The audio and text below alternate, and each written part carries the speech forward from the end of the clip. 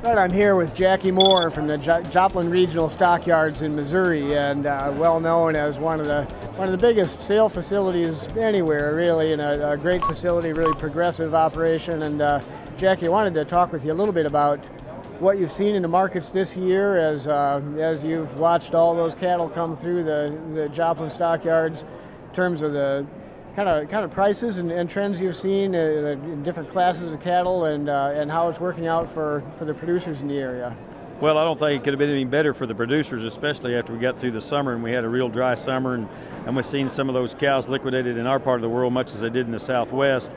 And, as we go along here, even through the winter, we still see some of those cows being liquidated, as they run out of some hay and some different things. We still see those females coming to town right when a time that they probably should be keeping them. We got all-time highs in these calves and these yearlings. It's been a quite a little run here since summer. This thing just continually continues to trend higher.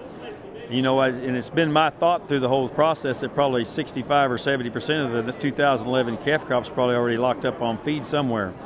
So, as we go along here, and it being 1st of February now, and as we continue into the spring, I think we'll see these numbers of marketable animals, whether it be feeder cattle, calves, cows, or whatever. I think we can see a decline in those cattle, and I think we'll be as short, especially in April and May and June, as we've ever been in history.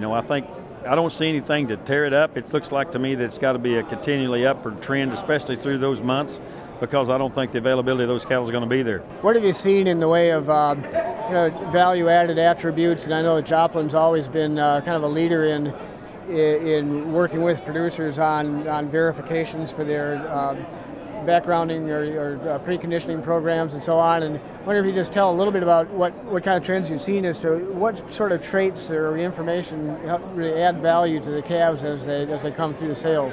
Well, we've always been involved in a lot of those value-added programs, and in our whole life, it's been about keeping our producers in business, and that becomes more of a struggle every year because, we see these different things that's took them out of the business. We had the economy, we've had a drought, we've had a lot of different things that's happened to us over the last 3 or 4 or 5 years.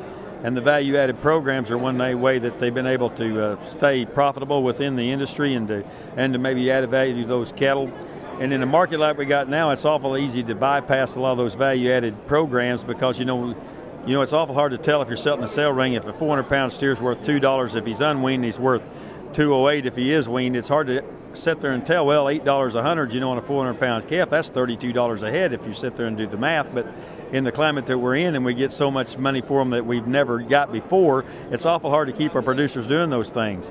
But as we go along, it's a great thing to use on your cattle, because anything that you can tell about one of those animals when it's at the auction, about how he's bred, about the shots and the background and program that he's been through, the added value to the health, which is a serious issue in this industry, probably in my opinion the biggest one that we all face on a daily basis.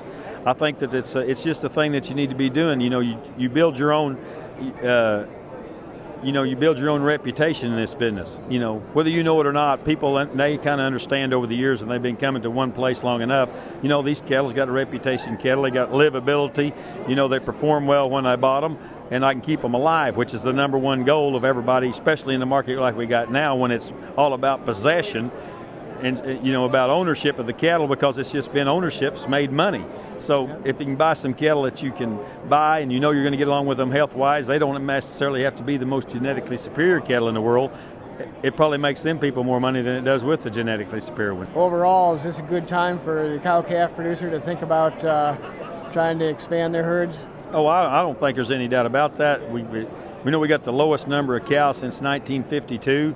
That was 7 years before I was born, and I'm not a kid anymore.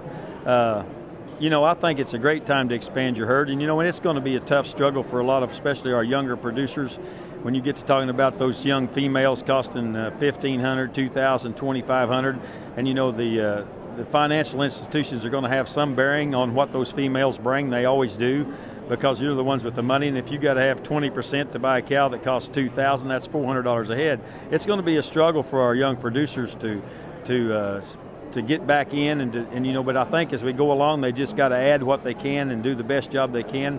And with those calves bringing $900 or $1,000 a piece, that there's going to be some profit in those cows, and they need need to get after it. That's kind of my opinion. You know, I'm pretty much an optimist, but I've never seen a better time in my life being in the cow business than it is today.